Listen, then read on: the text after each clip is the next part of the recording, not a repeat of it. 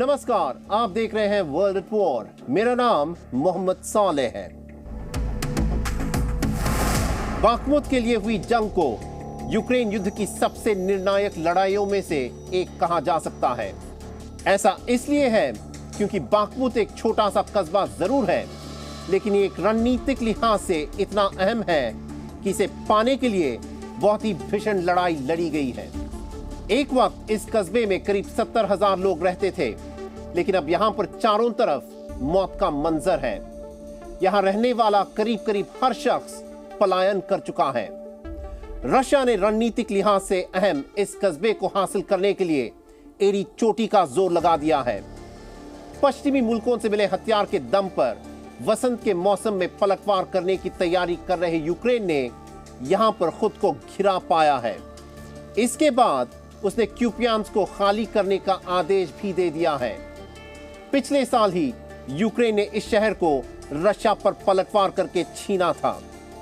अब सवाल यह है कि जब यूक्रेन में बर्फ पिघलनी शुरू हो रही है तो जंग की तस्वीर कैसे बदलेगी। वायरल हो चुका ये वीडियो वैगनर नाम के बेहद खतरनाक लड़ाके गुट के प्रमुख ने जारी किया था। इस वीडियो के लोकेशन की पुष्टि इसमें देख रही इमारतों की सैटेलाइट तस्वीरों की मदद से की गई है।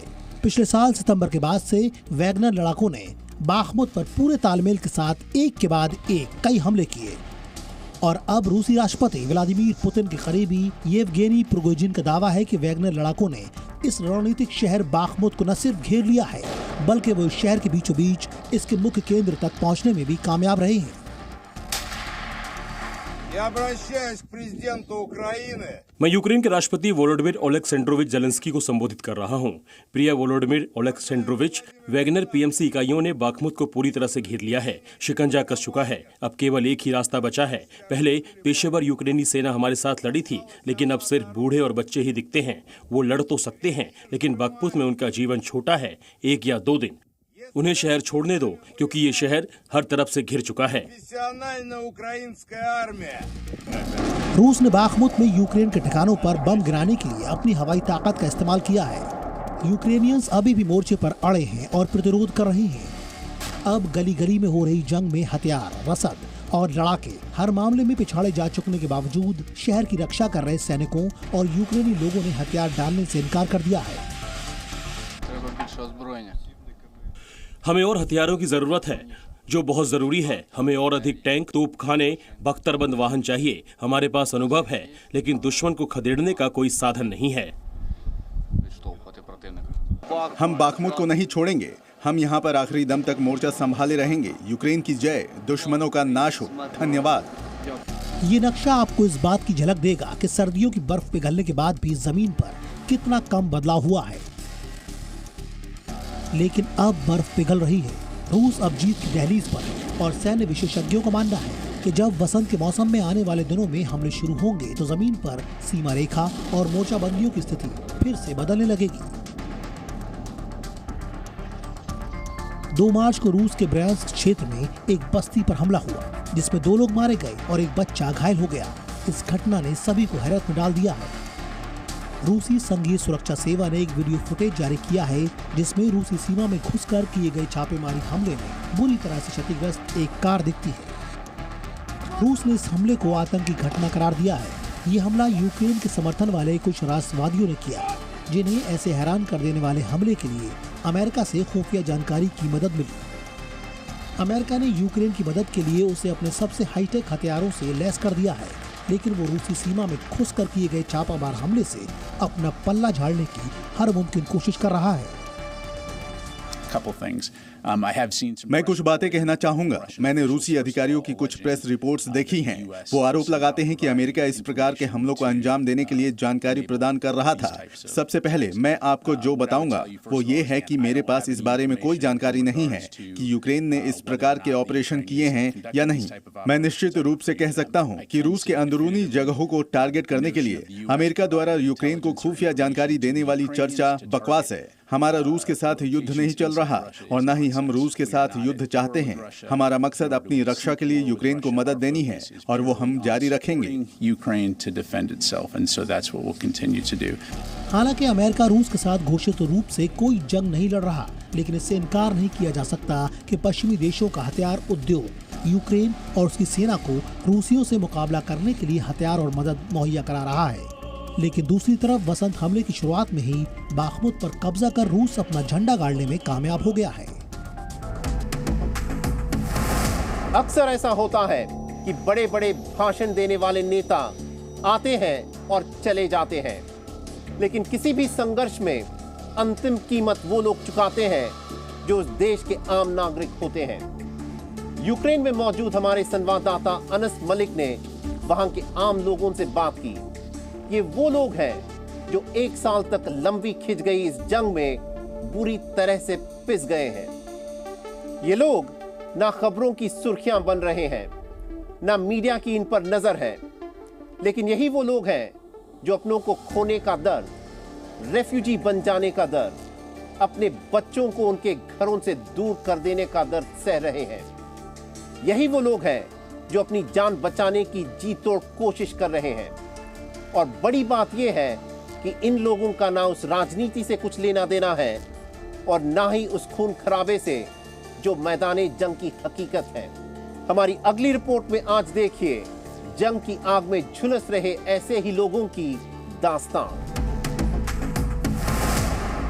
यूक्रेन में हो रही जंग के अग्रिम मोर्चों पर तोपखाने की भारी गोलाबारी के बीच अभी तक सिर्फ वही लोग फंसे हुए हैं जो सबसे बदनसीब हैं और जिनके पास कहीं भी जाने के लिए कोई साधन नहीं है। 47 साल की स्वेतलाना ने जंग के जल्दी खत्म हो जाने की और जिंदगी की पटरी पर लौटने की उम्मीद में यहाँ पर अंत तक टिके रहने का फैसला किया था। लेकिन यहाँ पर रोजमर्रा की चीजों की सप्लाई ठप हो चुकी है और चासिव यार इलाके में फंसे परिवारों को अब रोटी जैसी बुनियादी जरूरत के लिए भी मानवीय सहायता पर निर्भर रहना पड़ रहा है। हम जाना चाहते हैं, अब यहाँ पर हम ही बचे हैं। हम रुकना चाहते हैं, लेकिन यहाँ पर अब कैसे रुकें? हमारे पड़ोसी का फ्लैट भी ध्वस्त हो चुका है। इनमें से किसी को भी जंग से कोई मतलब नहीं है, लेकिन ज्यादातर लोगों ने अपने किसी परिजन या किसी दोस्त को खो दिया है। बाखमुत के 8वें जिले में मेरा एक फ्लैट था, लेकिन अब वो खत्म हो चुका है। मैंने उसे खरीदने के लिए अपनी पूरी जिंदगी लगा दी थी। मुझे अब किसी भी चीज से डर नहीं लगता है। मैं जब 14 साल का था तब डरता था, लेकिन अब मैं 70 साल का हो चुका हूँ। हमारे संवाददाता अनस मलिक ग्राउंड जीरो से रिपोर्टिंग कर रहे हैं। इरपिन नाम के शहर में अनस की मुलाकात आंद्रेई से हुई। वो जंग के शुरुआती दिनों में सबसे ज्यादा नुकसान सहने वालों में से एक है। आंद्रेई का परिवार सुरक्षा की तलाश में किसी अजनबी जगह पर पहले ही जा चुका है और एक वक्त जो उनका महफूज घर हुआ करता था अब वो खाली पड़ा है। मैं यहाँ इरपिन में एक घर के सामने खड़ा हूँ और आप देख सकते हैं कि मेरे बगल में ही एक गड्ढा है, जो ये बताने के लिए काफी है कि यहाँ पर कितने बड़े पैमाने पर नुकसान पहुँचाया गया है। मेरे पीछे जो घर आप देख रहे हैं वो अब रहने लायक नहीं रह गया है। ये पिछले कुछ वक्त से लगातार हो रहे हमलों की वजह से इरपिन के कुछ हिस्सों में जारी संघर्ष की वजह से हुआ है। ये घर किसी भी तरह से रहने लायक नहीं रह गया है और बर्बाद हो चुका है। आप देख सकते हैं कि खिड़कियां टूट चुकी है, शीशे टूट चुके हैं और धमाके से खिड़की उड़ गई है। किसी भी नई जगह पर सब कुछ नए सिरे से शुरू करना आसान नहीं होता। किसी के लिए भी अपने घर से जुड़ी यादों को भी भूलना आसान नहीं होता। लेकिन आंद्रेई ने ये एक बार नहीं बल्कि 2 बार किया है। वो मूल रूप से क्रीमिया के रहने वाले थे, लेकिन 2014 में जब क्रीमिया पर रूसी टुकड़ियों ने कब्जा कर लिया तब उन्होंने अपने परिवार के साथ उस जगह को छोड़ दिया। I felt very bad when I became in जब मैं अपने घर को देखने आया तो मुझे बहुत बुरा लगा। कोई खिड़की नहीं है, कोई दरवाजा नहीं है, बहुत गंदगी है और हमारे सारे फर्नीचर टूट गए हैं, बिल्कुल हमारी दुनिया की तरह। हमारे परिवारों में मैं बता नहीं सकता, मैं बहुत बुरा महसूस कर रहा हूँ। furniture was broke, like our world, our family world. I felt like I don't know how. I felt very very bad. Irpin में लौटकर अपने घर को दोबारा देखना आसान नहीं है, लेकिन आंद्रेई अपने दिल में जानते हैं कि वो और उनका परिवार शायद अपने घर को देखने के लिए अब कभी नहीं लौट पाएगा।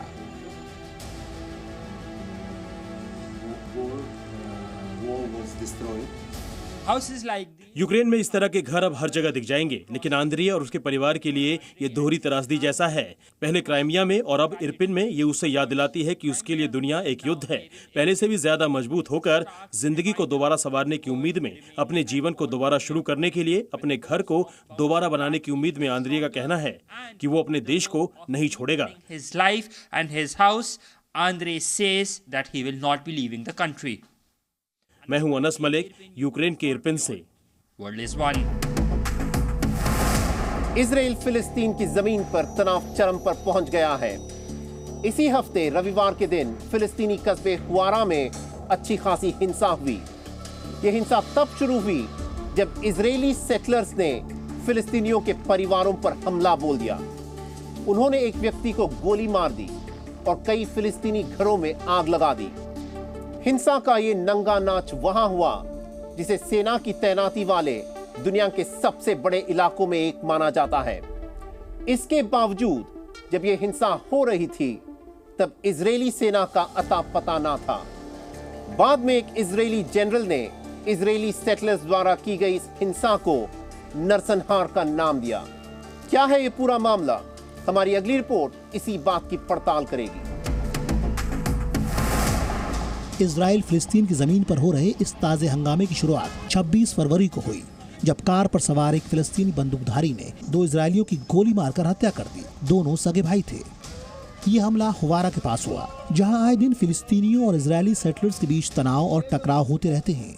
इजरायली सेटलर्स वो इजरायली हैं जिन्हें बाहर से लाकर यहाँ बसाया जा रहा है। हालांकि हमले की जिम्मेदारी अभी तक किसी ने नहीं ली है। गौरतलब है कि यह हमला तब हुआ जब फिलिस्तीनी और इजरायली सुरक्षा अधिकारी तनाव कम कराने के तरीके पर चर्चा करने के लिए जॉर्डन में बैठक कर रहे थे।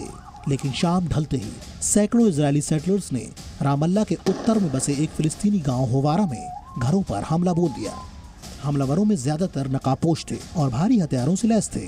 इस हिंसक भगदड़ में एक फिलिस्तीनी की गोली मारकर हत्या कर दी गई।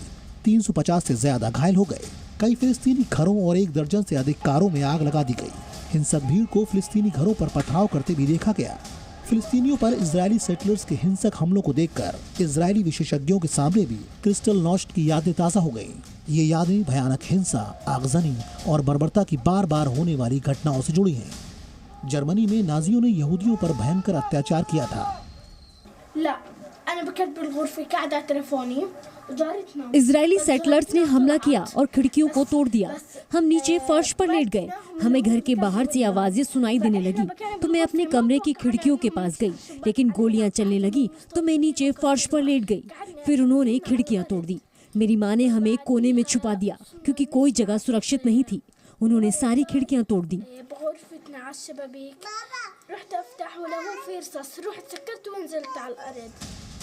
फिलिस्तीनी राष्ट्रपति महमूद अब्बास ने इस हिंसा के लिए पूरी तरह से इजरायली सरकार को जिम्मेदार ठहराया है। अगले दिन एक संदिग्ध फिलिस्तीनी बंदूकधारी ने कनेक्टिकट के एक इजरायली अमेरिकी छात्र एलेन गनेलेस की गोली मारकर हत्या कर दी। शाम को तेल अवीव में सैकड़ों इजरायली और अरब प्रदर्शनकारियों ने हवारा भीड़ की हिंसा और वेस्ट बैंक पर इजरायलियों के कब्जे के खिलाफ रैली की। उन्होंने यातायात को बाधित करने की कोशिश की और इजरायली पुलिस से उनकी झड़प भी हुई। पूरे इजराइल में, यहाँ तेल अवीव और अन्य जगहों पर हम कल वेस्ट बैंक में इजरायली सेटलर्स द्वारा किए गए नरसंहार के खिलाफ विरोध कर रहे हैं। उन्होंने ऐसा किया क्योंकि उन्हें सरकार का समर्थन प्राप्त है। उनके पास सरकार में आला ओहदों पर कार्यरत मंत्री हैं और वो कब्जे की नीति अपनाकर खून बहा रहे हैं और इस देश को हिंसा के चक्रव्यूह में फंसाते जा रहे हैं। हम इजराइल के यहूदी और फिलिस्तीनी नागरिकों से ये कहना चाहते हैं कि झगड़ा खत्म करो और इजराइल फिलिस्तीन दोनों शांति की दिशा में आगे बढ़ें।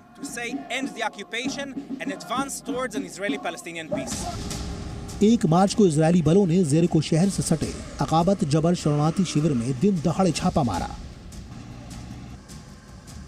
इजरायली अमेरिकी एलान गनेस पर हुए हमले में शामिल होने के संदेह में एक फिलिस्तीनी को मार दिया गया और 3 अन्य को गिरफ्तार कर लिया गया। इजरायली पुलिस ने भीड़ द्वारा की गई हिंसा के मामले में एक नाबालिग समेत 10 लोगों को गिरफ्तार किया है। एक इजरायली जनरल ने 26 फरवरी को हुई हिंसा को नरसंहार का नाम दे दिया। इस साल इजरायली सेना के हाथों 63 फिलिस्तीनियों की मौत हो चुकी है, जबकि फिलिस्तीनी हमलों में एक पुलिसकर्मी और एक यूक्रेनी पर्यटक सहित 13 इजरायली मारे गए हैं। रमजान का पवित्र महीना और यहूदियों का पास ओवर त्योहार केवल कुछ ही हफ्ते दूर है। इसके मद्देनजर विदेशी मध्यस्थों ने फिलिस्तीन में शांति की वापसी का नारा देकर अमन की अपील की है। लेकिन क्या ये आह्वान इजराइल फिलिस्तीन की पवित्र भूमि पर इजरायली सेटलर्स की हिंसा के बढ़ते मामलों को रोकने के लिए काफी होगा? अफगानिस्तान में तालिबान और आइसिस खुरासान गुट के बीच जारी दबदबे की लड़ाई और तीखी हो गई है। 27 फरवरी को तालिबान ने काबुल में छिपे इस्लामिक स्टेट के 2 बड़े कमांडर्स को मार गिराने का दावा किया है। दिलचस्प बात यह है कि तालिबान खुद एक कट्टरपंथी संगठन है, लेकिन वो आइसिस खुरासान की विचारधारा को अति कट्टरपंथी करार देता है। दूसरी तरफ आइसिस खुरासान कहता है कि तालिबान ने अपना ईमान छोड़ दिया है क्योंकि वो अमेरिका के साथ शांति समझौता करने के लिए तैयार है। एक अनुमान है कि अफगानिस्तान में आइसिस खुरासान के करीब 3000 लड़ाकू मौजूद हैं। उन पर अफगानिस्तान में लगातार आत्मघाती हमले करने का आरोप है। लिहाजा सवाल अब यह है कि अफगानिस्तान में वर्चस्व की इस जंग में जीत किसे मिलने वाली है। बीते रविवार को तालिबान सुरक्षा बल ने इस्लामिक स्टेट के 2 कमांडरों को मार गिराया। सेंट्रल काबुल के उनके ठिकानों पर यह आतंकी विरोधी ऑपरेशन रात के वक्त किया गया। तालिबान के प्रवक्ता ज़बीउल्लाह मुजाहिद ने मरने वाले आईएसआईएस कमांडर की पहचान कारी फतेह के तौर पर की है। वो अफगानिस्तान में आईएसआईएस का खुफिया और ऑपरेशन प्रमुख था। दाइश या Islamic State Khorasan Islamic state का अफगानिस्तान गुट है। तालिबान के प्रवक्ता ने इस ऑपरेशन के बारे में विस्तार से बताते हुए कहा कि कारी फतेह हाल ही में काबुल में मस्जिद और दूतावास पर हुए आतंकी हमलों का मास्टरमाइंड था। हालांकि इस्लामिक स्टेट खुरासान ने अपने टॉप कमांडर को ढेर करने के तालिबान के दावे पर अभी तक कोई टिप्पणी नहीं की है। दिलचस्प बात यह है कि तालिबान ने इस एनकाउंटर का ऐलान एक अमेरिकी रिपोर्ट के जारी होने के कुछ ही घंटे पहले किया। उसमें यह दावा किया गया कि अफगानिस्तान में अभी भी इस्लामिक स्टेट के करीब 3000 लड़ाके मौजूद हैं। तालिबान के प्रवक्ता ने 14 फरवरी को उनके एक आतंक विरोधी ऑपरेशन में इस्लामिक स्टेट खुरासान के भारतीय उपमहाद्वीप के प्रमुख इजाज अमीन अहंगार की मौत हो जाने की पुष्टि भी की। इजाज अमीन अहंगार को अबू उस्मान अल कश्मीर के नाम से भी जाना जाता था। इन मौतों के अलावा तालिबान ने कई विदेशी समेत इस्लामिक स्टेट के बहुत से सदस्यों को गिरफ्तार करने का भी ऐलान किया। अगस्त 2021 में सत्ता में आने के बाद से ही तालिबान इस्लामिक स्टेट खुरासान के खिलाफ लगातार आतंक विरोधी ऑपरेशन कर रहा है। सवाल ये है कि अपनी आतंक विरोधी कार्रवाइयों में तालिबान कितना कामयाब रहा है। अमेरिका को इस बारे में शक है।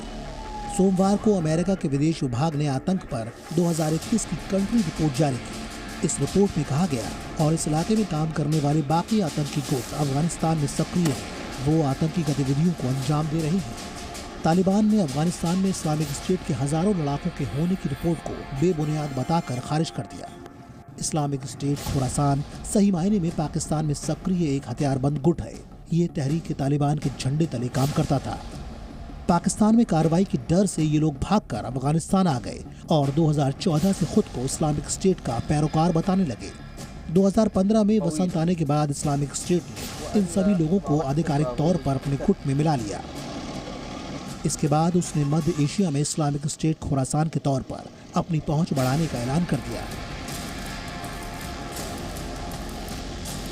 इसके बाद के वर्षों में इस्लामिक स्टेट की स्थिति खराब होती गई।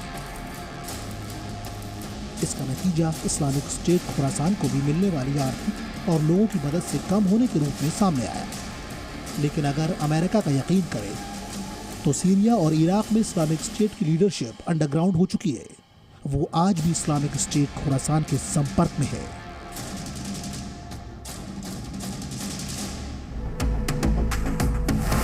कांगो के रहने वाले हजारों लोग अपना घर छोड़कर भागने के लिए मजबूर हो गए हैं।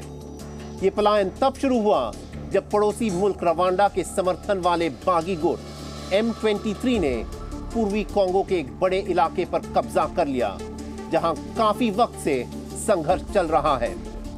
इस लड़ाई की वजह से देश के भीतर ही 50 लाख से ज्यादा लोग विस्थापित हो गए हैं।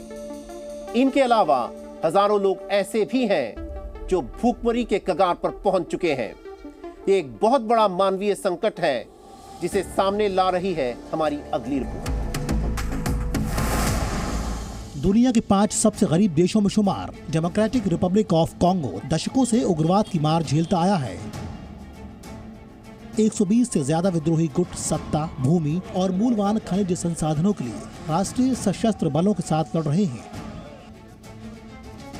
इन विद्रोही समूहों में सबसे प्रमुख M23 है। कॉन्गो की तुस्ती जाति समूह के लड़ाके 2012 में तब सुर्खियों में आए जब उसने उत्तरी किवू की राजधानी गोमा पर कुछ समय के लिए कब्जा कर लिया, लेकिन बाद में उन्हें रवांडा और युगांडा तक खदेड़ दिया गया। कॉन्गो ने अपने पड़ोसी रवांडा पर M23 विद्रोहियों को समर्थन देने और अपनी पूर्वी सीमाओं में अराजकता फैलाने का आरोप लगाया। हालांकि रवांडा इस आरोप का खंडन करता है। 2021 के अंत में लड़ाई तेज हो गई जब लगभग एक दशक से शांत M23 विद्रोही फिर से सक्रिय हो गए और उत्तरी किवू के कई बड़े क्षेत्रों पर कब्जा कर लिया। पिछले हफ्ते M23 विद्रोहियों ने उत्तरी किवू के सीमावर्ती गांव मुशाकी पर कब्जा कर लिया।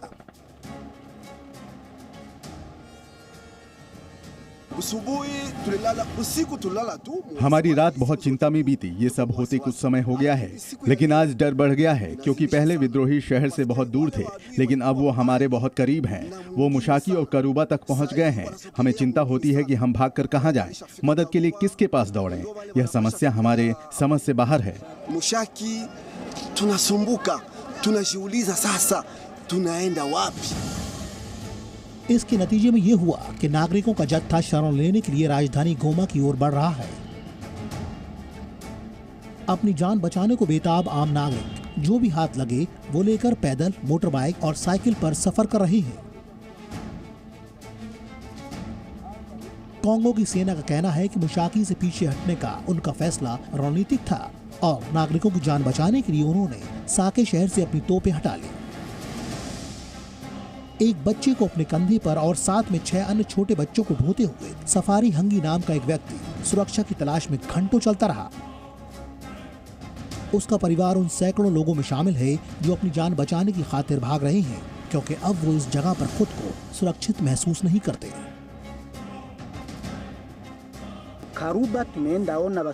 हमने कई सैनिकों को मुशाकी को छोड़ते हुए देखा। हमें समझ नहीं आ रहा था वो क्यों और कहां जा रहे थे। वो काफी संख्या में थे। फिर हम डर गए और जब हमने गोलियों की आवाज सुनी तो हमने वहां से निकलना मुनासिब समझा। सभी ने भागने का फैसला किया। पूरी आबादी वहां से निकल गई। लुआंडा युद्ध विराम समझौते पर दोनों पक्षों की सहमति के बावजूद जमीनी हकीकत एक अलग ही तस्वीर पेश करती है।